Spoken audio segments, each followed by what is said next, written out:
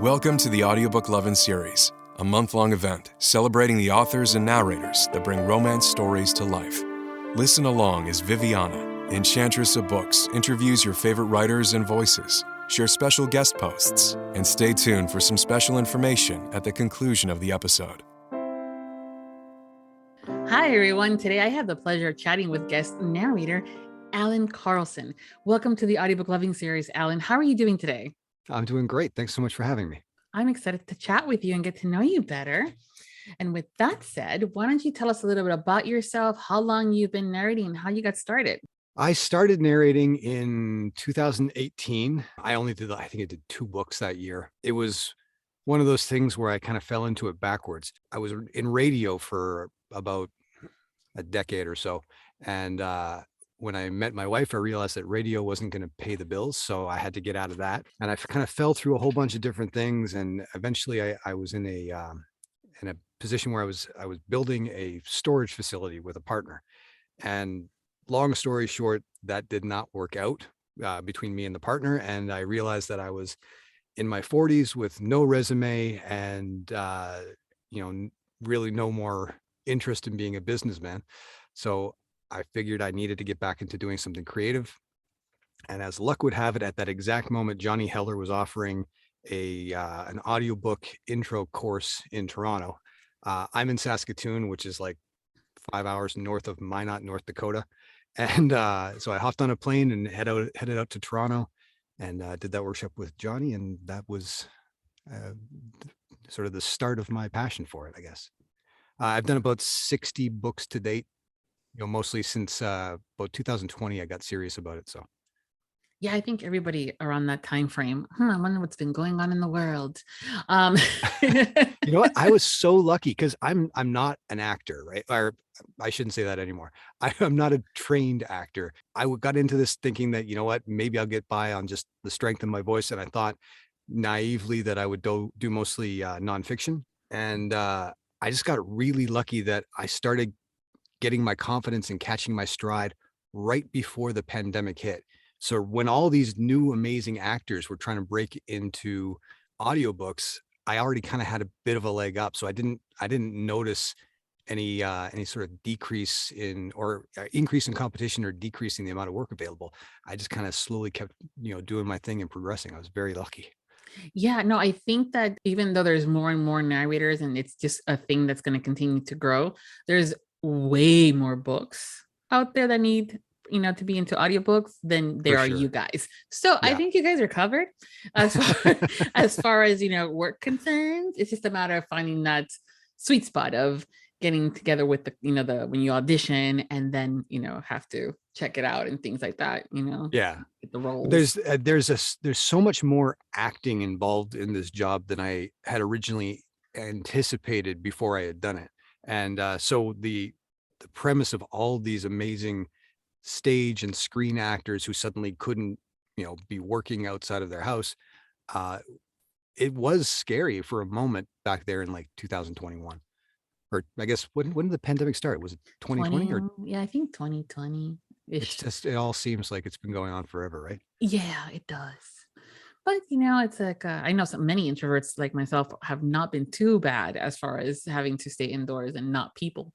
This has made being an introvert amazing, hasn't it? Yeah. Like what always felt like a crutch has suddenly become my superpower. Like it doesn't bother me at all. Yeah. I know. I was like, aren't you getting stir crazy? And I go, nope, I am fine. Not at all. If anything, there's just too many people in my house right now. Oh, yeah. I have animals instead of that. We recently just added 2 kittens as of last Thursday. One was in our front yard in a bush and the other one was in the backyard inside some bushes. And apparently it's kitty season and they were very loud and they were like, yay, we've heard through the neighborhood that you pick up, foster people and animals and stuff. I'm like, yeah, okay, fine. So, as with other things, I think a lot of people have gotten extra animals and has started realizing that they like books and audiobooks too. And they've kind of just jumped into this thing where the trend continues to grow. Exactly. Yeah. So now that you've been doing this for a couple of years, How has your process, or has it changed when it comes down to prepping a book once you've been cast? Yes, it's changed quite a bit. Mostly because I had no idea what I was doing in the beginning. And so I am in a bit of a unique situation for most narrators because I'm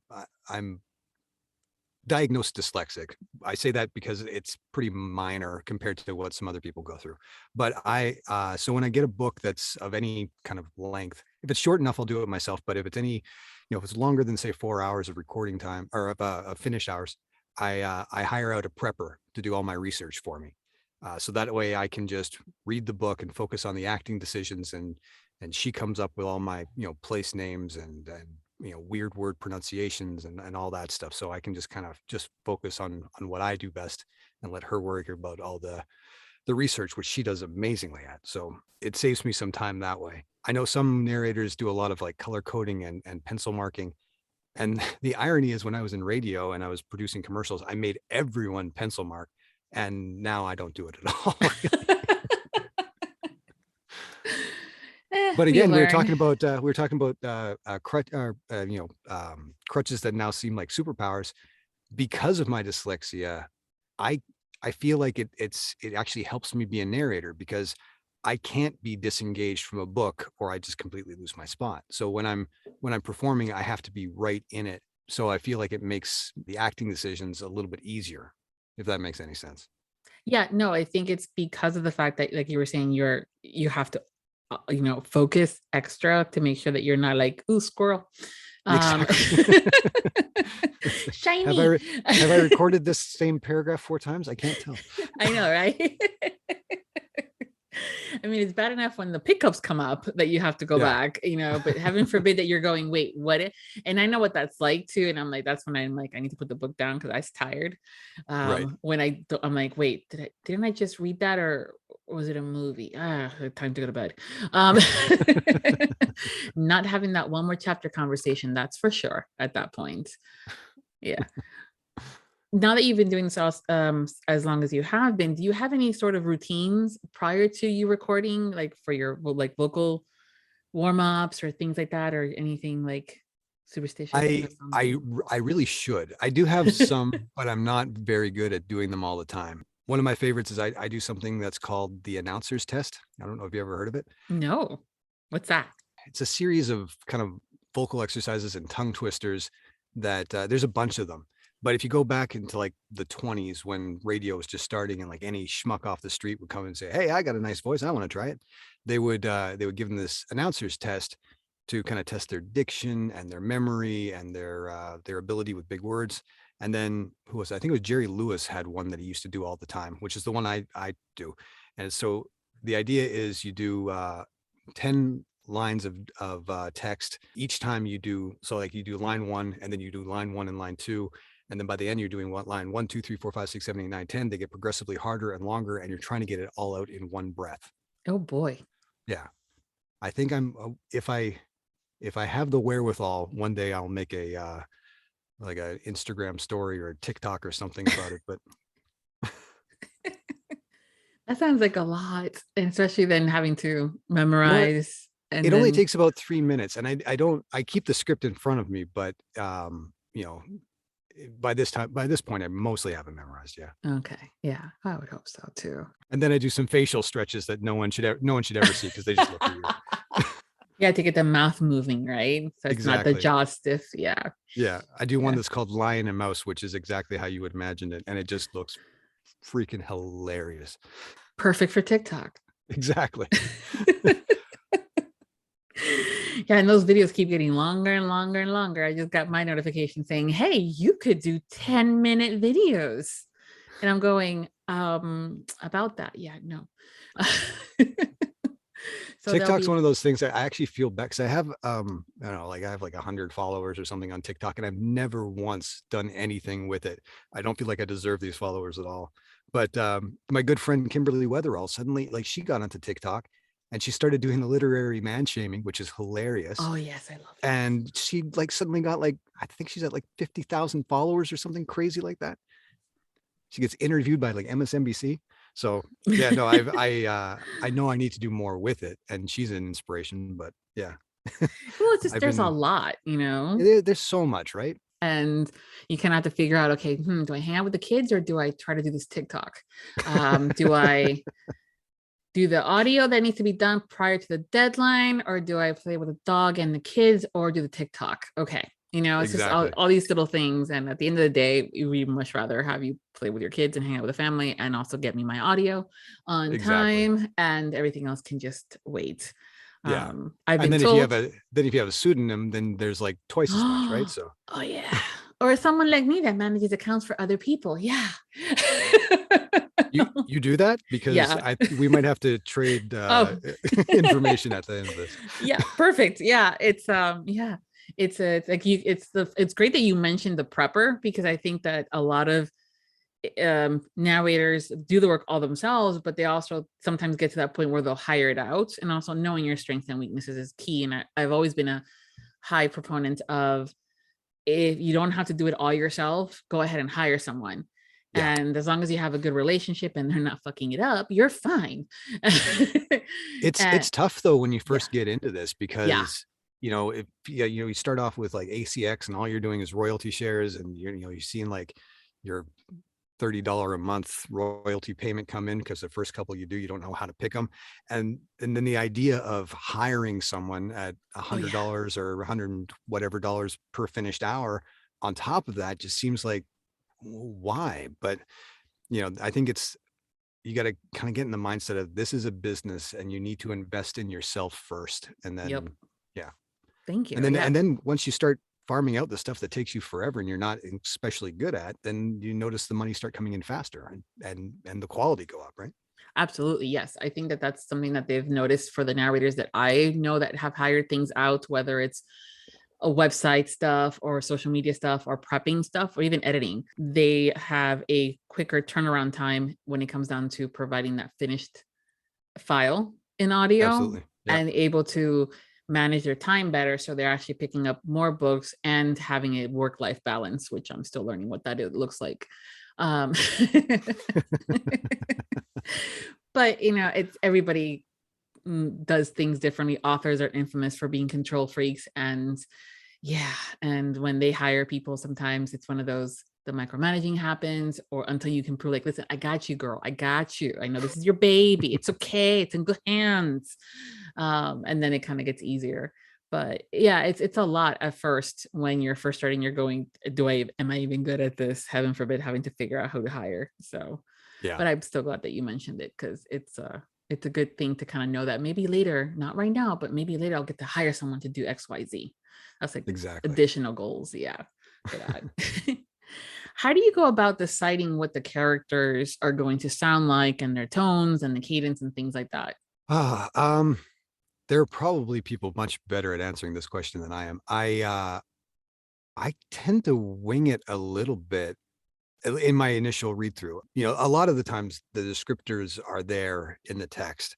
He said gruffly, he drawled, all that stuff is kind of there. And then just the tone of the story kind of lets me decide, showing, does this guy talk slowly? Does he have, pitch is usually a descriptor at some point or another, which is, again, the reason why it's so important to do your own pre-read, because, even the best prepper is going to, miss one or two of those things, and you don't want to have that on them. You have to, that's one of those things you have to kind of take on yourself. But yeah, I mean, for me, that it just kind of falls naturally when I'm choosing character voices.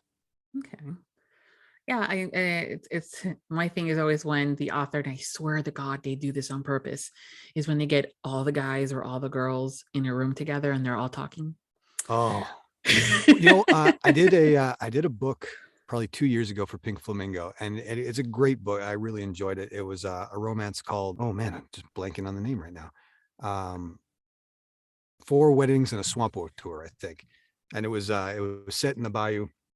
Luckily, the author didn't want us to do heavy Cajun accents or anything, but Southern accents. And it was, I think there was 12 people sitting at a dinner table, and they're all family, and they all have accents.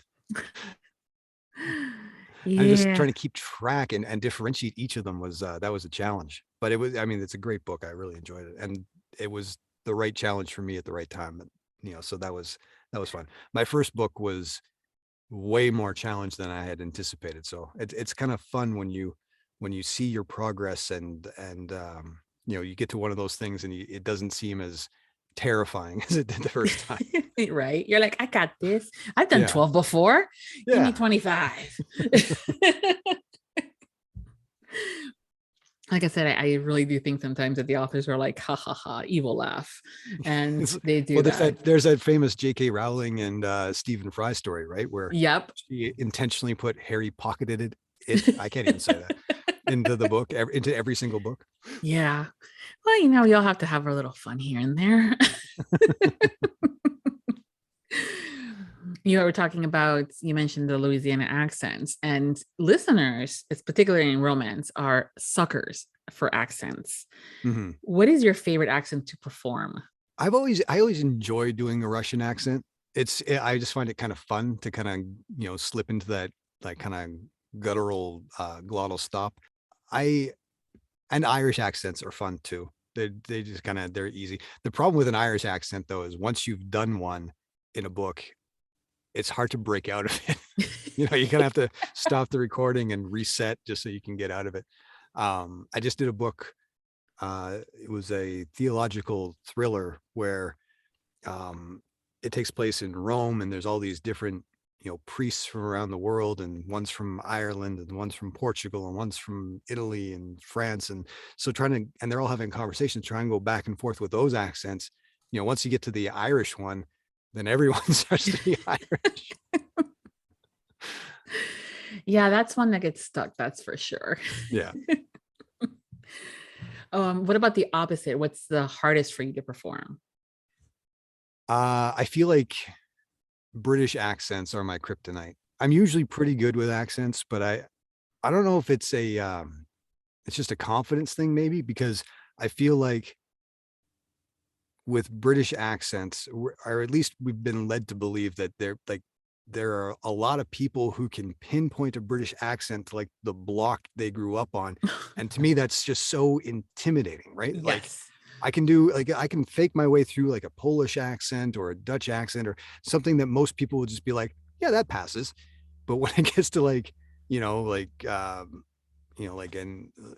variations of the British accent, that's just it just freaks me out. So that one I would say is probably my kryptonite. I just need to work on it better, I guess. Yeah, yeah. It's funny too, because that's where the listeners will always bust out in a review saying that was not a Cockney accent, or Yeah. But at the same time, there have been these two instances that I tend to reference where the review said his Irish accent was so bad it's like he didn't even try, and the man is actually from Ireland, born and Oh, raised there. I see I see narrators on Facebook and stuff posting stuff like that all the time where like Yeah. her Australian accent was terrible. She's like, I'm in Perth right now. I am Australian. Yep.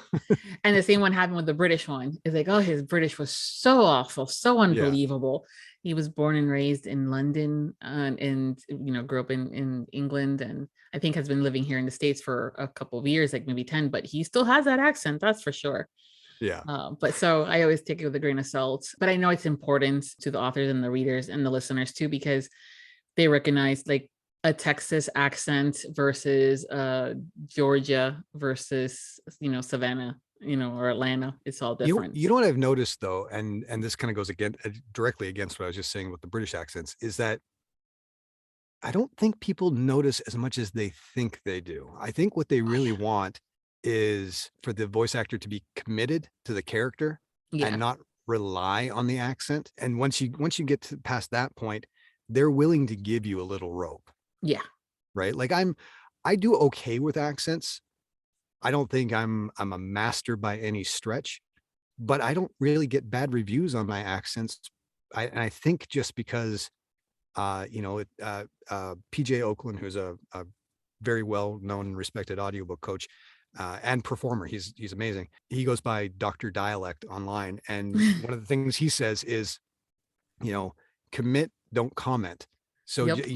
you commit to the character and commit to however much accent you're going to put onto it, and just kind of let the story take care of itself. Yeah, sometimes we just need a little bit of a hint that Yeah. there is something there, and that's enough. So all that to say is that my fear of British accents is completely self-imposed. Yeah, we all have a fear. Okay. Yeah. I have a thing that when I go places, I pick up the accent rather quickly. And it's always like, oh, please, no, I'm not trying to make fun of you or anything like that. And I'm conscientious having to relearn some words. I went to Boston about 20 years ago and I still say ka. So it's like, okay, I gotta go the car. Tell me about it. I'm Canadian, so I'm constantly learning about my accent. Oh yeah. Like forgetting that, because I mean, I grew up in Vancouver, which, as far as Canada goes, is probably the mildest of Canadian accents, the most neutral, I would think. But I've lived in the prairies for about 15 years now, and I noticed that the way I speak has changed a little bit, and B, I had no idea how Canadian I ever sounded until I started doing this. Yeah, it's the globality is awesome in the sense of we get to hang out with each other virtually, we learn new things, we get to hear more stuff.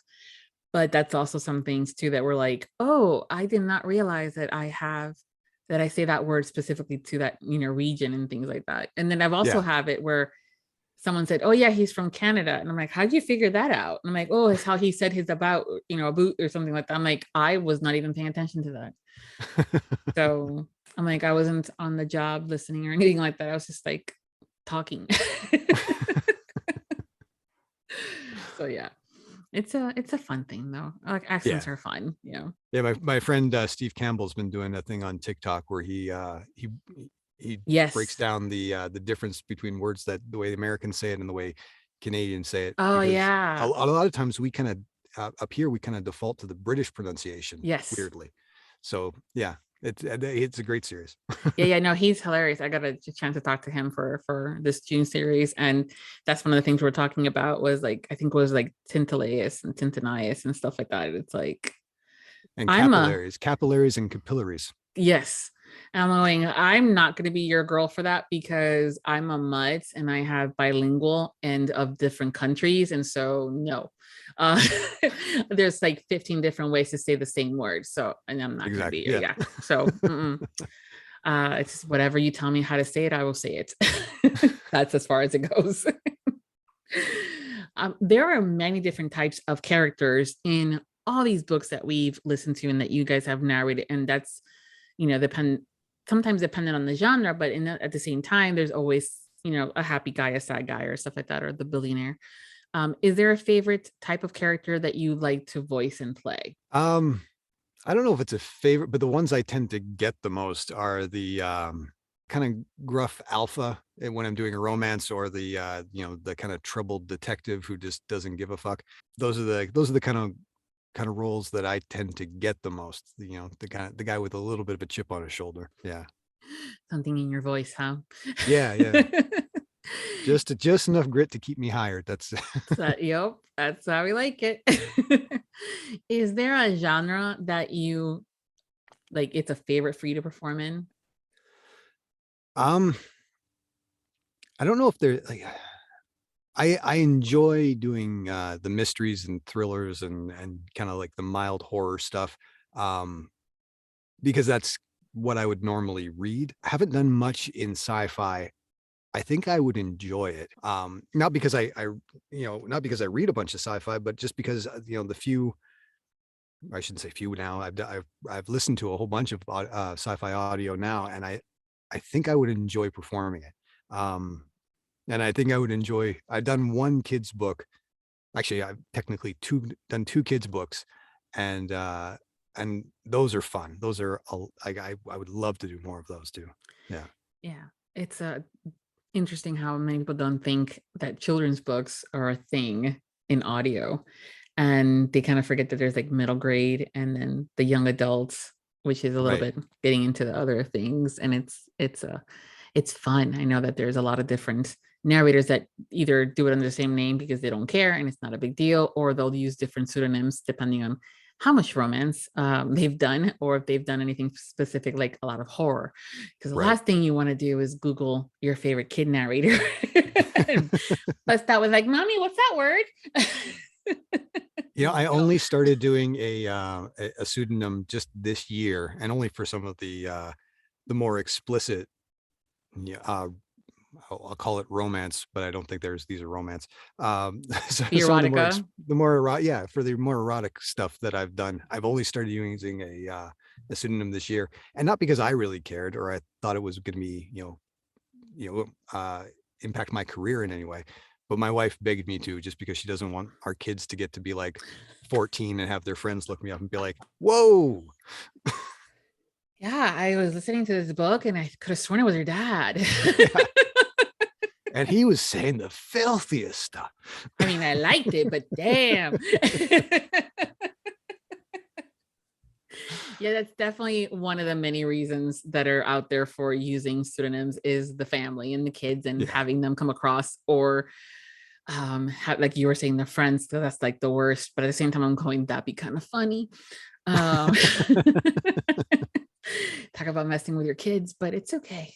But yeah, it's definitely so are you going to be more open with your pseudonym, or are you going to keep that under your belts, kind of a thing? I'm open with it at this point, because we were talking about, the how much social media and everything. And so I was doing this book with another narrator, and she messaged me the other day and was like, "Hey, I want to tag I'll out myself. I've used Duncan Cole." So she's like, "I want to tag him in all my social media posts. Does he have any social media?" And I was like, "No, he is a lazy narrator who doesn't take this seriously at all." So, so now I got to go and create a whole bunch of new social media handles for this. So let me help you out with that. No, he is very mysterious and likes to keep things intriguing. There you go. And does not have any social media. Yeah, it's an ongoing conversation on like how much is needed versus not. I mean, there have been very many successful narrators, a la Sebastian York, that has absolutely no social media, but he hit the ground running way before. Exactly. Yeah. So I think, well, then you got other guys like Shane East and Joe Arden. Like Joe Arden has entire fan clubs and merch stores and things like that. And I don't know if I want to devote that much to my pseudonym that up until 3 or 4 months ago I didn't even consider having. Yeah, but it's the fans are, they, when they find a narrative that they love and adore and like to listen to, they will literally listen to anything, including the Yellow Pages or the Encyclopedia Britannica, as no lie, Audible did that one time for April Fools. And I think it was Sebastian York that was reading the definition of cheese. And they were floored about it. But yeah, there's many narrators out there now that have, fan groups and stuff like that. But I think a lot of it started because they weren't really good at social media to begin with. And it was good to have a community where the listeners can get together and say, "Oh my God, let's talk about this book," and go from there. So, and it, depending on the group, there's different things going on and stuff like that. So it's fun stuff. It's one of those things that it all depends on the individual and how they want to manage things, and if they have a group or a team, and kind of go from there. But yeah, I think it's having the social media, at least a basic website with contact information, is something that I will continuously say out loud, because finding narrators' contact info sometimes is like going hunting in the dark with no lights and in a maze. Yeah. I think for me, I mean, the weird kind of juxtaposition, because I'm the typical humble Canadian, but I also have an ego big enough that I don't want people to talk about my pseudonym. I want them to talk about me. Yeah. Well, you are your pseudonym too, so it technically is. Sure. Yeah. And it's just depending on the thing. I know that sometimes some of the pseudonyms, they're specifically more for romance or erotica. The narrator will have lots of fun with that concept and play it up, while then I'm going, dude, I know who you really are. You're not that guy. But it's fun, it's just, okay, good, have fun with it. So it's one of those things where you can kind of do something different as well, and just kind of almost like cosplay. Yeah, exactly. Mm-hmm. Yeah, for sure. You mentioned sci-fi being a genre that you like to do more of, but is there one specifically, unless it's that one itself, that you're like, ooh, it'd be great to do that you haven't done yet? Let me think. I think for me, the only one that I'm because the only kids book, like real kids book that I've done was through Learning Ally, um, which is a fantastic organization. And I just kind of did it just this year, just as um, I wanted to try it. So I volunteered my time for that. But I would love to do more kids books. You can be so much more free in how big you can be with your characters. And because I have two young kids, so far they haven't really been able to listen to anything I've done. So it'd be fun to be able to do that. That's good. Yeah, it's true. Yeah. It's kind of like, read me a story, Dad. And you can just say, press play. Yeah, exactly. Yeah. Okay. I joke with them that like after they turn 8, they got to pay me if they want me to read to them. Oh, damn. They're going to be the ones that say, well, you did want me to do that TikTok thingy for you, right? So, I had to laugh at myself because my oldest a few days ago he was reading his book on the couch, and he was making all these weird voices and noises, and it was, I was tired, so it was annoying me. And then I was about to get mad at him, and then I realized that would be the most hypocritical thing I could ever do. Oh my goodness, that is true. Yes, that would be bad. I mean, I totally understand where you were coming from. I have someone in my house that does stuff like that too, and I'm like, shut it.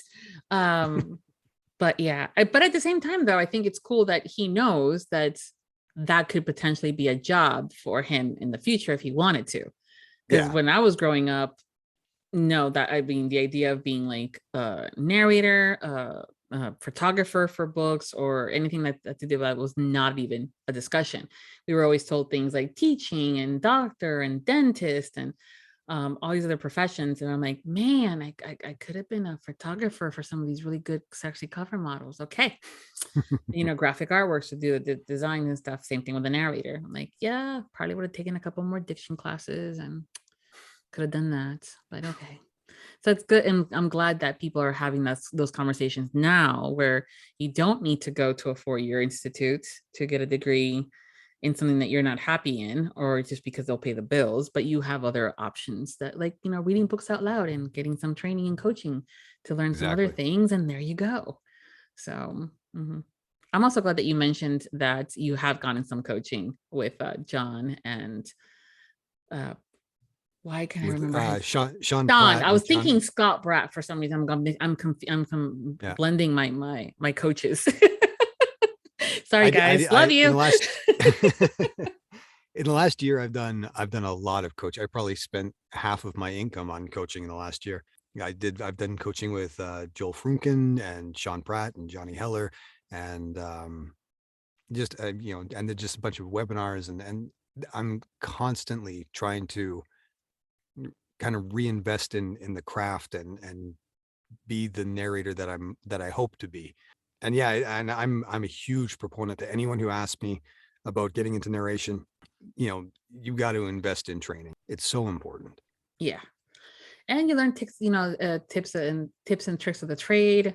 You sometimes don't have to reinvent the wheel when you get some of that information. It makes things a lot easier. But that's definitely something that is important, and it's good that you're reinvesting in yourself, because it's a skill set, it's a craft, and the only way that you're gonna get better at it and be able to diversify more is just by continuous learning. Absolutely. So that's important. So when you're not learning something new and working and hanging out with the kids and stuff like that, what do you do for fun? Wow, it's been so long, I kind of forgot what fun was. I since the pandemic started, every single Friday, I have friends that I've had for 30 years that we kind of, got spread across the country, and now we all get together on Zoom and play online board games. And it's the greatest thing in my life, other than my kids. It's so wonderful because we've gone, like a decade, some of us, without being able to talk and hang out. And then we just get back on the Zoom, and it's like no time has passed. We're still those, stupid kids from my high school who can make each other laugh like no one else, and they just become reminded that there's a reason why they're my favorite people in the world. And yeah, so that's been kind of a lifeline for me through the whole pandemic. And then other than that, I try to get my kids outside and we go canoeing, and I try to stay fit as much as I can, but between work and family obligations, there's not a whole lot of free time. So Yeah, well, I did stress it at the beginning, and when you're not. yeah. What's your favorite holiday and why?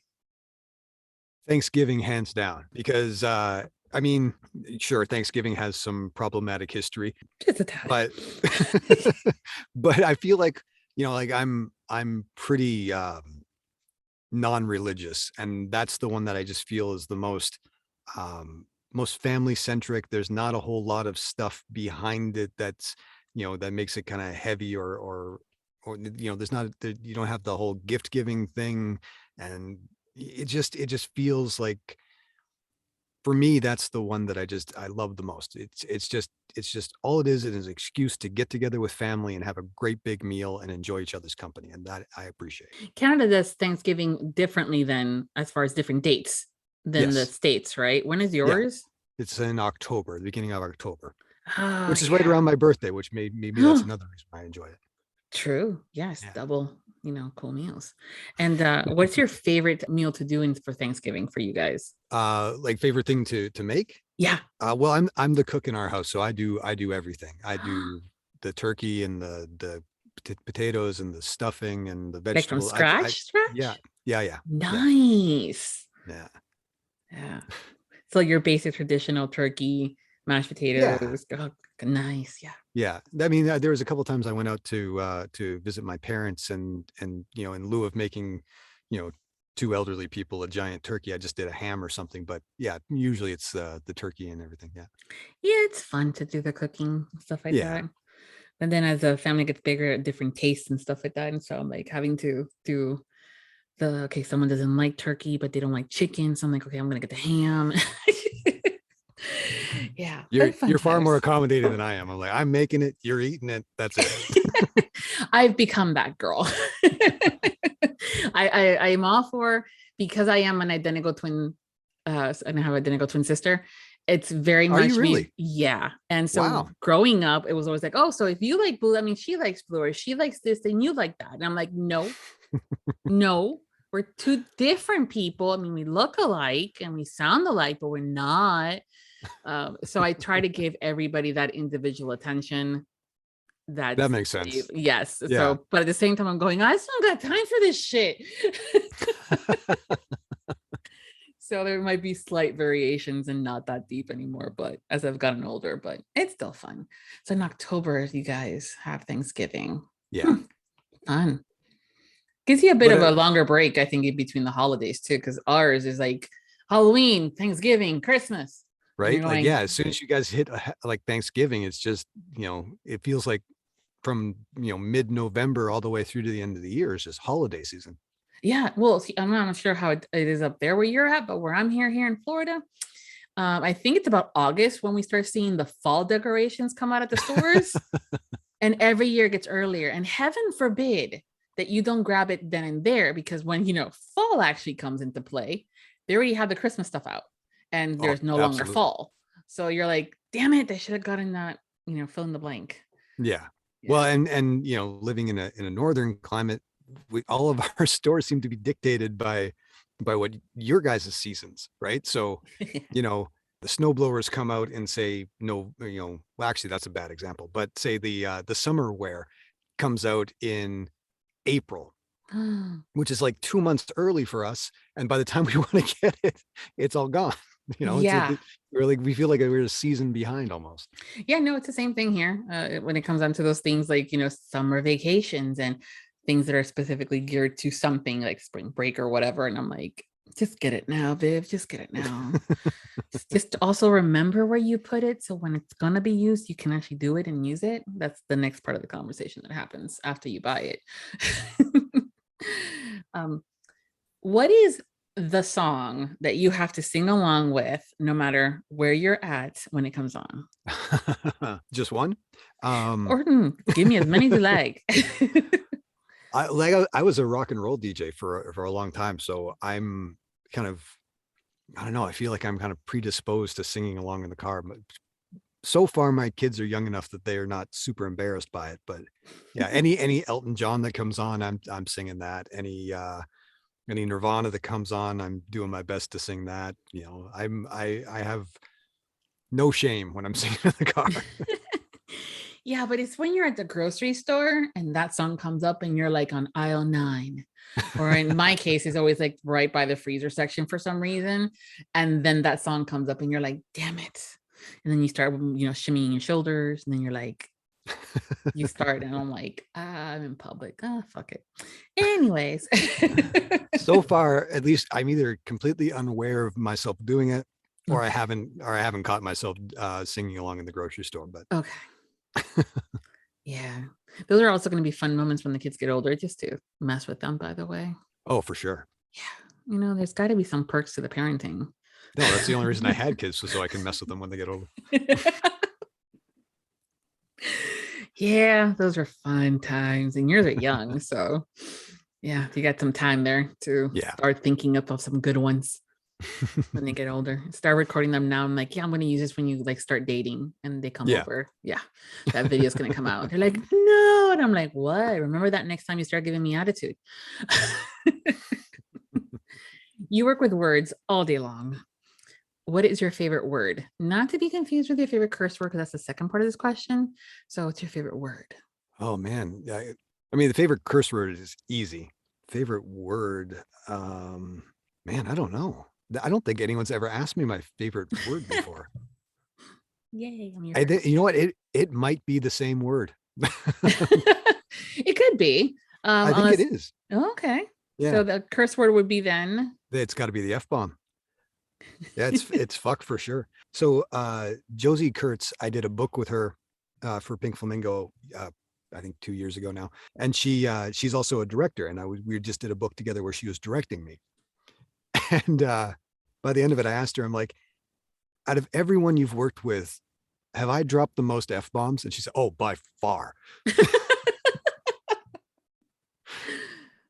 This is one of the reasons why I don't narrate on Discord, because I'm constantly swearing at myself when I make a mistake. Yeah, well, I mean, I can use that word as a noun, an adjective, a verb, and a pronoun. It's so useful. It's so useful. Yeah, and depending and you can, so much emotion can go into it, or not any at all. Exactly. It's just very versatile. I am good at not swearing in front of my kids, and I'm probably better at it than even my wife. And I think the reason is because for me, I feel like not swearing is almost like speaking with another language. So you're constantly aware and self-monitoring. Whereas for my wife, she doesn't swear. So, sometimes it just slips out. But for me, I'm constantly on making sure that I'm being appropriate. Well, I mean, it's the kids at school are probably learning a lot worse than what we say. But I went through a stint too, where I was like, okay, I'm going to be the good example, because I don't want him to learn how to curse and blah, blah, blah. And he'll learn it when he's later, because he's a little younger. So I was like, baloney and, peppermint schnapps and pepper sticks and stuff like that. And it was getting to the point where I was stressing out about finding the right word, a fudge and this and that. And I finally said, fuck this shit, I'm done. And then I see his text messages. I mean, he does not curse in front of us or anything like that, or when he's speaking with us. But in his text message, I was like, that's not the right way to use it, but good try. So I gave up on that a long time ago, because I was like, baloney is just not cutting it. Yeah. We want to say bullshit. But yeah, so okay, well, we'll get back to that favorite word next time that we hang out. Absolutely. I'll put some more thought into it. Yeah, I mean, or you can always just like I think I helped another narrator. I'm like, you could just say that it's your wife's name, or your kid's name. But yeah, we'll come up with something later. Yeah. Alan, before we go, can you tell us what you're currently working on and what's coming up next for you that you can share? I'm working on a book with A.V. Page that I'm going to be recording this week. And after that, I've got, I'm doing a book with Stephanie Namath Parker coming up next month, which I'm really excited about. I've never worked with her before. She's a sweetheart. Yeah. And I've got a post-apocalyptic series that I'm going to be starting on in the fall. And yeah, been very fortunate this year where I'm lucky to be booked pretty far out and not have to stress about finding the next gig so much. It's been great. It's the worst thing about being a freelancer. Yeah. But then you got the other side of it where it's like, you go through those years of feast and famine. So, yeah, you feel like you can't say no to anything. I know. I've learned there's a fine way of saying certain things and how do you go about it. But because I was like, yes, yes, yes, yes, yes. And I'm like, wait, when am I going to sleep? Because then I'm like, that's when Vivi makes mistakes. But yeah, no, it's a drawback of being a freelancer, of always having to feel like, oh, I don't know what's coming up next. So yes, I'll take it. But it gets to a point where you guys are better at managing your calendars and adding more vacation time to it and downtime. And trust me, the authors, when they want you, they'll wait a little bit. So yeah. Well, I'm excited to see what's coming out for you once they start announcing it and Audible has it up and running. But thank you for being part of this year's Audiobook Lovin Series. Thank you so much for having me. It's been great. Thanks. Yeah, it was fun talking to you and getting to know you better. And everyone, thank you for hanging out with us today. And we hope you've enjoyed this chat as well as the series. Make sure to follow him on social media, and I'll see if I can get those links for that other dude that he knows. That's all mysterious and nice to keep things, in the low key. And that way you guys can follow them both. And you will find those links over at the main page of Audiobook Lovin Series at Viviana Enchantress of Books. And until next time, happy listenings. Thank you for joining us in the Audiobook Lovin Series, hosted by Viviana, Enchantress of Books. We hope you have enjoyed this episode, as well as the series. We've included audio samples of our guests' work within the post for you to check out. Please make sure to visit the main page, link within the post, to learn more about the series, the authors, and the narrators. Please consider leaving a review wherever you listen to the series if you enjoyed today's episode. Make sure to follow us on our social media platforms and subscribe to the Viviana Enchantress of Books newsletter. Until next time, happy listening. Audiobook Lovin hopes you've enjoyed this program.